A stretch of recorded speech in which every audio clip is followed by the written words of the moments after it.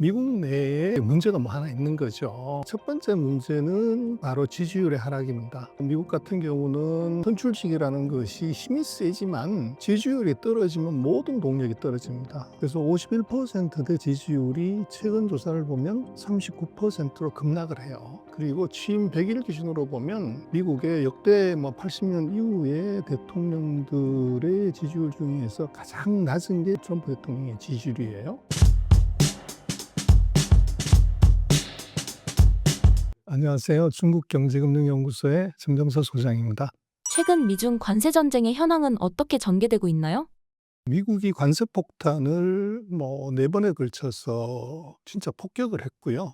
근데 문제는 중국이 대답이 없습니다. 그래서 no reply. 그래서 트럼프 대통령이 전화를 했다, 전화를 할 것이다, 전화가 왔다 이렇게 얘기를 하는데 중국은 전화한 적도 없고 이제 이렇게 가는 것이 지금 상황이고요. 그래서 중국의 이런 이제 말없는 대답, 그것의 의미는 뭐냐 그러면 트럼프 대통령이 50% 이상의 보복 관세를 때리는 순간에 제가 볼 땐 관세 전쟁은 끝났다. 그래서 지금 마약보다도 구하기 어렵고 황금보다도 더 비싼 게 엔비디아 칩셋인데요. 엔비디아가 OP 마진이 한 63% 됩니다. 그리고 이제 반도체가 좋았을 때 한 40% 정도 되는데 수출 상품의 수익률이라는 게 5%, 10% 넘기 어렵거든요. 그래서 만약에 중국이 환율을 한 10% 절하를 해주고 또 수출 환급세라는 게 있어요. 13%. 이걸 하면 한 23% 정도에다가 마진 한 10%를 한다고 하더라도 30%가 넘어가면 이거는 더 이상 수출이 안 된다고 봐야 돼요. 그래서 50%를 때리든 100%를 때리든 이제 245%를 때리든 그건 이미 수출이 안 된다고 본 거죠. 그래서 수출이 안 되는데 말싸움하는 것이 무슨 의미가 있냐. 그래서 125% 때리고 나서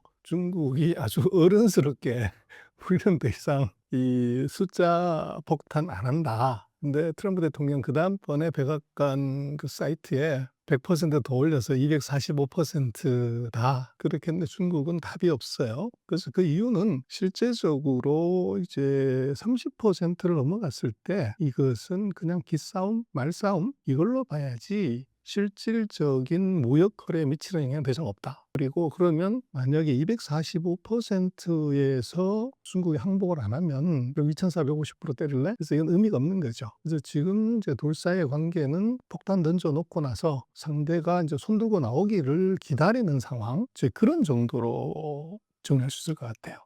중국과 협상을 시작한 것 같다는 분석을 어떻게 평가하시나요? 그 유럽에서 베센트 재무장관하고 중국의 허리뻥 경제 담당 부총리하고가 이제 회담을 시작을 합니다. 그래서 만나는데 거기서 중국이 분명하게 얘기하는 것은 이번에 만나는 것은 우리가 만나자고 한 게 아니고 미국이 만나자고 해서 만난다. 이걸 먼저 전제로 깔았어요. 그건 이제 기선잡기를 한 거고. 근데 미국은 왜 이제 폭탄 먼저 터뜨리고 죽었을 때 가서 이제 시체 확인만 하면 되는데 그게 아니라 먼저 이제 확인을 하러 들어갔냐는 것은 미국 내에 이제 문제가 뭐 하나 있는 거죠. 그래서 첫 번째 문제는 바로 지지율의 하락입니다. 미국 같은 경우는 그 선출직이라는 것이 힘이 세지만 지지율이 떨어지면 모든 동력이 떨어집니다.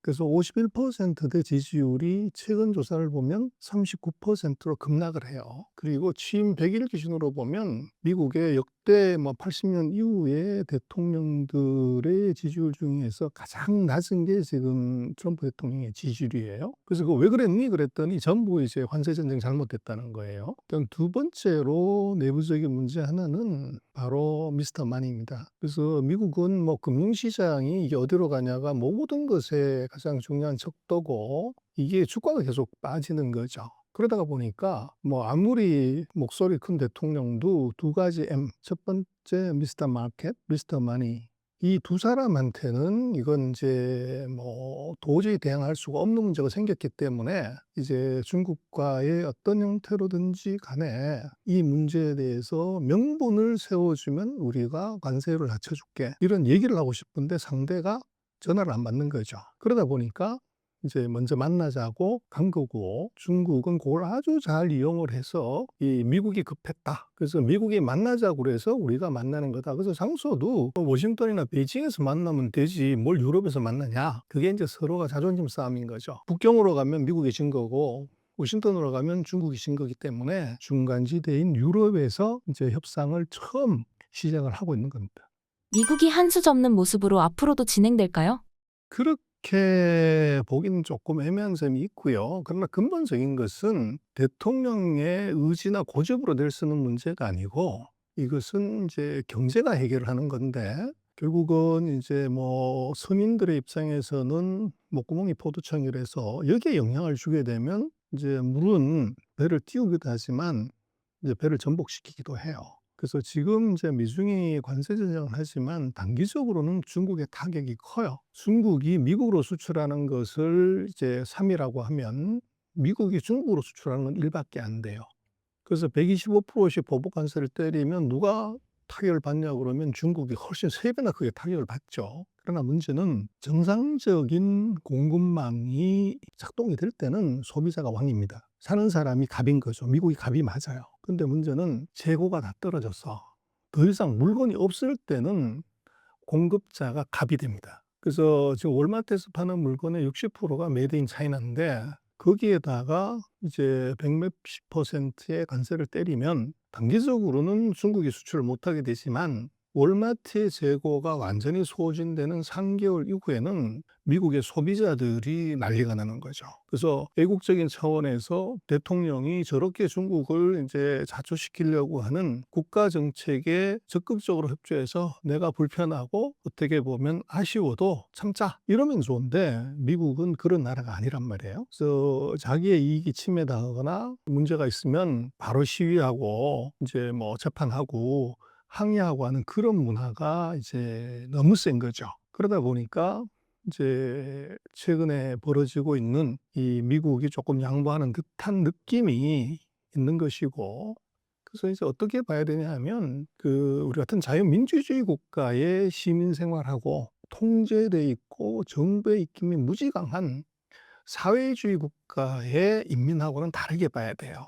그래서 그 자유민주주의 국가는 고통의 양이 크면은 거기에 이제 항복을 하게 돼요. 그러나 사회주의 국가는 고통의 양으로 평가하면 안 되고 고통에 대한 인내력이 얼마나 이제 강한가로 평가해야 됩니다. 그래서 중국이 125% 보복 관세 때려서 대미 수출이 0이 됐을 때 항복할 거냐? 제가 볼 땐 그럴 가능성이 없어요. 그거는 이제 역사의 경험을 보면 되는데, 중국이 그 나라 건국하고 나서 이제 대약진 운동이라는 걸 합니다. 그다 같이 생산해서 같이 먹자 하는 이걸 하면서 대략 한 4천에서 4,500만 명을 굶겨 죽였어요.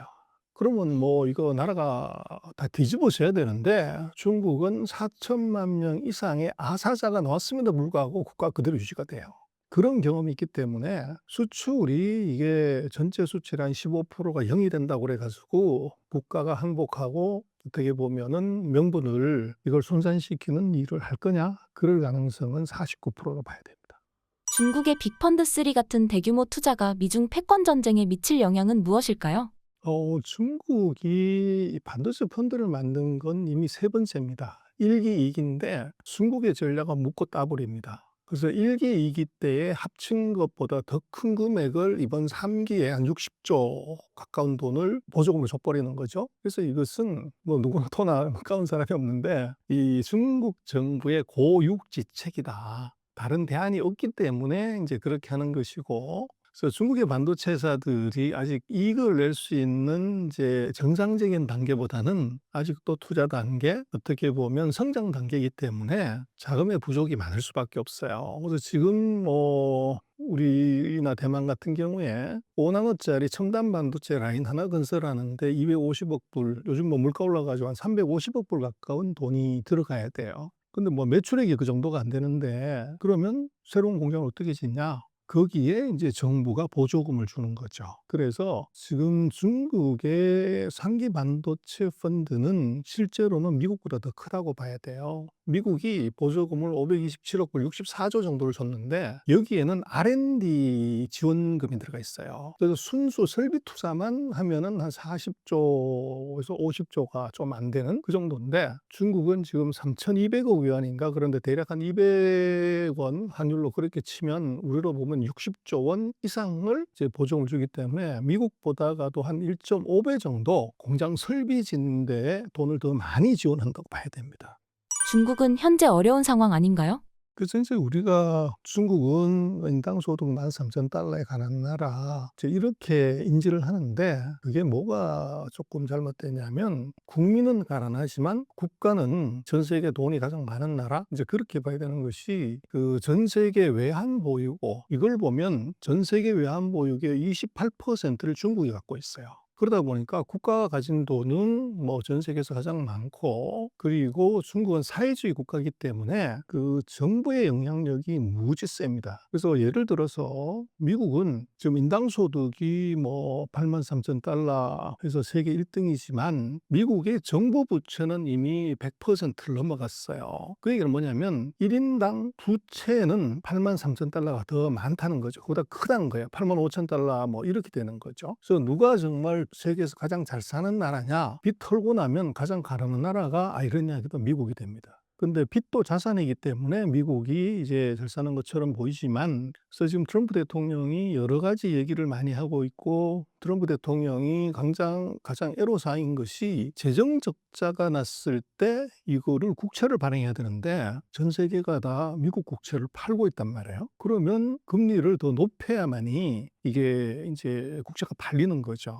근데 미국을 뭐 비평가들은 천조국이라고 얘기를 합니다. 우리 돈으로 천조가 된다. 뭐가 천조냐면 첫 번째는 이자 비용이 연간으로 나가는 게 천조가 넘습니다. 우리나라 국가에서는 1.5배를 이자를 주는 이거는 그 사이 재정 적자를 너무 많이 내가지고 그 이자를 주는 것이 있고 두 번째가 국방비가 천조가 넘습니다.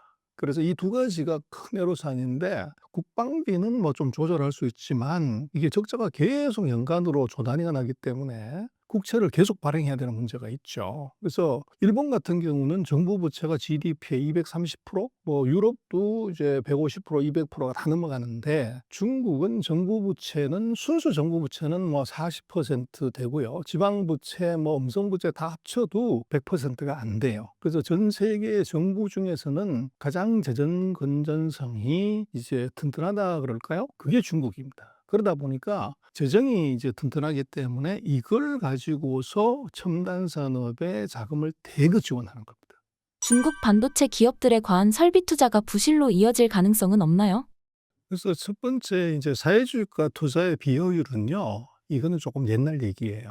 그래서 지금 그 사이에 중국이 40년간 그 수업료를 냈어요. 내고 나서 그것에 대한 문제점들은 이제 공급 과잉이라든지 국유기업의 과잉 투자 문제는 그 사이에 두서너 번 구조조정했고 하면서 학습 효과가 하나 생겼고 지금 중국이 과잉 투자를 한다고 하는 것은 철강화학 조선기계 자동차가 아니에요. 전부 이제 반도체, AI, 뭐 이제 빅테크 관련되는 분야에 과잉 투자를 하는 거죠. 그래서 이것은 중국이 이제 생각하는 그림은 대표적인 게 지금 이제 LCD, 배터리, 전기차. 이게 중국이 다 과잉 투자하고 예를 들어서 월 5,000대 이상 전기차를 만들어 파는 회사가 54개나 돼요. 그래서 과잉 투자 때문에 망했다 그러는데 문제는 중국이 작년 말 기준으로 보면 전 세계 전기차 판매의 75%를 중국이 장악했습니다. 태양광 같은 경우는 거의 90%가 중국이고요. 배터리도 전 세계의 한 63%가 중국입니다. LCD 같은 경우는 이미 뭐 완전 세계를 장악을 했고, 그래서 중국은 이걸 이제 아이러니지만 이게 첨단 산업에 있어서 완전 경쟁을 유도하면서 과잉 투자를 해요. 근데 그 과정에서 팍 터지게 중국 기업끼리 싸우면서 거기서 경쟁력이 생기는 기업이 나오는 거죠. 탑3, 탑5는 세계 어느 누구도 이제 따라올 수 없는 경쟁력을 가지게 되면 나머지 예를 들어서 50개 중에서 47개가 도태되면 그럼 세계가 나머지의 점유율을 다 먹는 거죠. 그렇게 되면 교매 경제가 도달하게 되고 그 금융의 경제가 되는 순간에 47개 자잘한 기업들의 손실을 이 기업들이 다 이제 커버를 해버리는 이런 상황이 나타나요. 그리고 그걸 베이스로 해가지고 전 세계에다 갖다 팔면은 국내에서 그 비효율 과잉 투자 부분에 대한 수익을 세계 시장에서 이제 벌충을 하는 이런 형태가 나타나고 있고, 지금 중국이 과잉 투자를 하는 걸 우리가 과거의 관점으로 보면 틀립니다. 중국이 그새 뭐를 알았냐고 그러면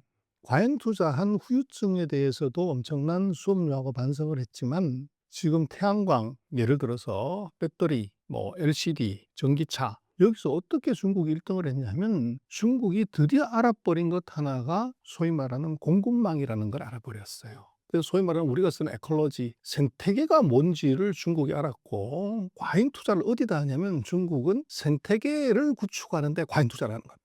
그래서 배터리를, 전기차를 어떻게 중국이 세계 1등을 하냐면 중국은 뭐 거의 한 15, 16년간 전기차에 들어가는 배터리 광산, 이걸 정년 재련하는 이제 광업, 그리고 이걸 갖고서 이제 소재, 그다음에 이걸 갖고 만든 배터리, 그리고 그걸 갖고서 만든 전기차, 홀 라인업을 이걸 다 중국산으로 만들어 버린 거죠. 그러다 보니까 생태계를 형성하는 것이 서방 세계와 경쟁하는 데 가장 강력한 무기라는 걸 이걸 알아버린 겁니다.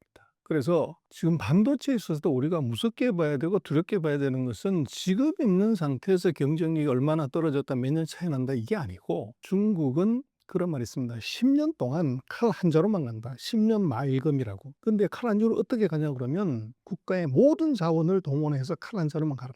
그럼 10년 뒤에 무슨 일이 벌어지냐? 그 칼의 예리함의 정도는, 그것도 14억이 10년 동안 칼 한 자루만 간다고 생각을 해서 어떤 일이 벌어지는지. 그래서 그 생태계를 조성하는 데에다가 돈을 무지막지하게 쓰는데, 거기에 초기에는 과잉 투자지만 이 생태계가 완성되는 순간에 완벽한 세계 1등을 할 수 있어요. 그래서 지금 중국이 하고 있는 첨단 산업에 대한 과잉 투자는 나중에 두 가지, 생태계 확보로 인한 규모의 경제, 그리고 그걸로써 벌어들일 수 있는 이제 수익이 생깁니다. 그럼 지금까지 투자했던 과잉 투자가 다 커버가 되는 이런 상황이 올 수가 있는 거죠. 그래서 제가 볼 때는 중국이 철강학, 조선 기계 자동차 산업에서의 투자의 비효율, 과잉 생산을 지금 첨단 산업에서도 같이 적용하는 것은 맞지 않다. 그래서 그 시각으로 보면 중국은 곧 망할 거고 다 불어날 거고 이렇게 보는데, 문제는 아까도 말씀을 드렸지만 지금 최근에 보여진 한 4가지의 첨단 산업에서는 똑같은 과정을 겪었는데 망한 게 아니라, 망한 것은 오히려 서방 세계의 작은 기업들이 망했고 중국이 세계 시장을 석권했다는 거죠. 그래서 이것은 첫 번째는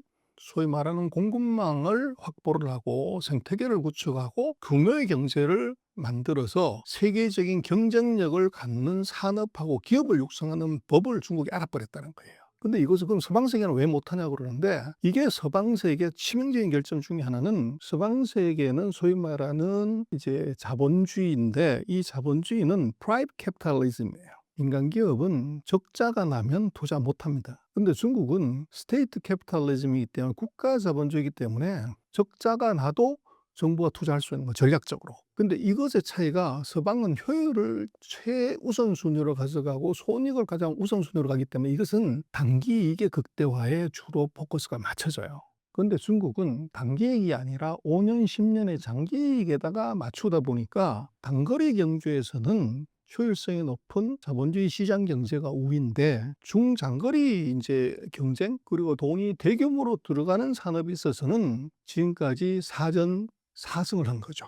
예를 들면 아까 말씀드린 태양광, LCD, 배터리, 전기차. 이제 여기에서 그 어떻게 보면 성공 사례가 나왔기 때문에 중국은 이 모델을 가지고 앞으로 AI가 되든 이제 퀀텀이 되든 뭐 우주가 되든 이 모델을 그대로 밀고 갈 가능성이 높아요. 그래서 이게 정말로 이제 무서운 일인데, 우리는 거기에 대한 그 경각심이나 중국의 파워를 너무 낮게 이제 그렇게 보는 것이고, 그래서 이제 지나간 것으로 중국을 보는 것은, 이거는 틀릴 확률이 뭐 이게 51%.